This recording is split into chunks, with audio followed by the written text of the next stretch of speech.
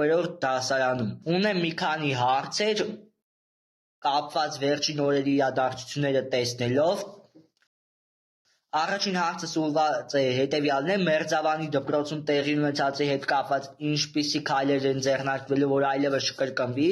Երկրորդ հարցս տեսնելով, որ Մղճյանի դպրոցում բարձր դասարանի աշակերտները 4-րդ դասարանի 2 աշակերտին ստիպելով թմրանյութ են տվել եւ դրա ուղղությամբ ինչ քայլեր պետք է ձեռնարկվեն։ Երրորդ հարցս ուղղված է քննություններին, թե ինչու տարբեր համալսարաններում մոտ 4000 անվճարի տեղ կրճատվեց։ Չորրորդ հարցս էլ ուղղված է այն դասաներին, թե ինչու ներդրվեց հանրակրթական չափորոշիչները, ինչ առավելություններ ունեն դրանք եւ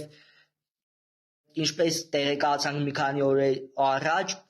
որ պետք է այն դասարանների ծննդագիրներով եւ 10-րդ դասարանները, ինչպես գիտենք, լսել էի, որ պետք է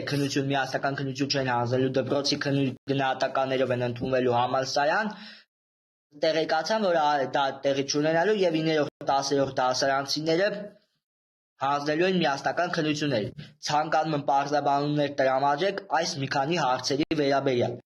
Մերձավանի ու Մղճյանի մասին ընդամենը մեկ բան կուզենամ ասել, որովհետև նախարարությունը հաղորդագրություններ է տարածել, ես ինքս առիթ եմ ունեցել խոսել լրագրողների հետ եւ հստակ գնահատականներ են տրված եւ մենք աշխատում ենք այս ուղղությամբ, ես այցելել եմ 2 դպրոց առանց տեսախցիկների, հանդիպել եմ աշխատակազմերի հետ, Մղճյանի պարագայում փորձել եմ բազմաշերտ նաեւ հասկանալ իրավիճակը եւ մենք այստեղ բոլոր անհրաժեշտ քայլերը կձեռնարկենք եւ նշել եմ, որ մեր դիրքորոշումն է, որ դպրոցի կողմից թերացումները հետևանքներ են ունենալու, արդեն իսկ տնօրենը աշխատանքից ազատված է, մնացած բոլոր հարցերով էլ համապատասխան ուսումնասիրությունների արդյունքներում կարծում եմ որոշումներ կլինեն, ինչ վերաբերում է Մերձավանին, այստեղ շատ մեծ աշխատանք ունենք անելու, որպեսզի սեպտեմբերից դպրոցում աշխատանքային մթնոլորտը լինի կրթական գործունեության նպաստող, այստեղ էլ ունենք ժամանակավոր պաշտոնակատարի փոփոխություն եւ անհրաժեշտ բոլոր քայլերը գործերի նախարարության հետ մի բան ակնհայտ է, այն ինչ որ տեղի է ունեցել, չպիտի կրկնվի։ Մղճյանի հետ կապված իրադարձությունների հետ կապված պետք է ասեմ, որ մենք որպես հանձնաժողով, ես եւ պարոն Գաբրիելյանը եւ մեր մնացած գործընկերները, թե նախարարությունը աշխատում ենք ներքին գործերի նախարարության հետ, քննարկումներ ունենք եւ փորձում ենք գտնել լավ լուծումներ, թե ինչպես զերծ պահել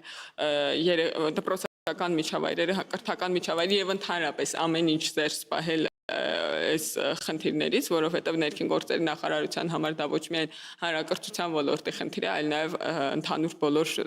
հանրության տարբեր շերտերի հետ կապված խնդիր է, բայց իհարկե մեզ համար այս պահին եւ այս դրվագով ամենակարևորը